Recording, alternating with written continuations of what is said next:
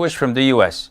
She says, why is it permissible to marry one's cousin if science disapproves of it, or at least this does not recommend it, due to the possible genetic diseases that may be caused of such a marriage? Firstly, Islam is a divine religion. It is from Allah Azza wa Jal. And generally speaking, it does not go against science. But throughout the years, we've discovered that science is not always right. And so many theories that come up only to be proven after a few decades that they're totally bogus or wrong.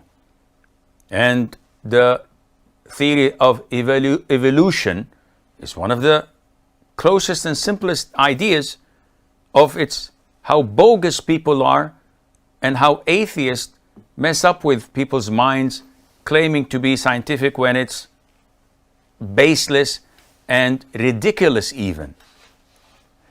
But this is not the time to address such an issue. Therefore, when science comes and says cousins must not get married to one another, we do not look at science and neglect our own religion.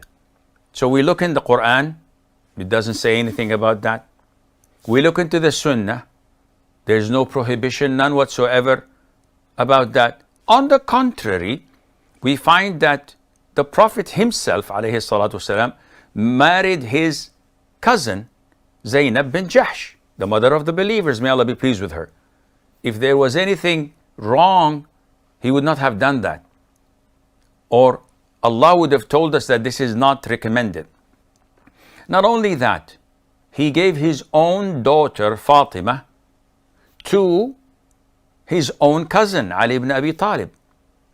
And they have the best of families existing till date, with so many offsprings of theirs, healthy and sound.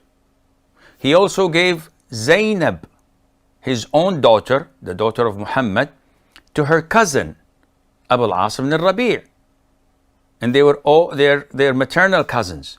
So the whole of Islamic history has nothing against cousins marrying one another. So when science comes and says, oops, this is not recommended, this is not permissible or advisable, we, with all due respect, throw it in the dustbin. They say, oh, you will be responsible for any genetic diseases that come.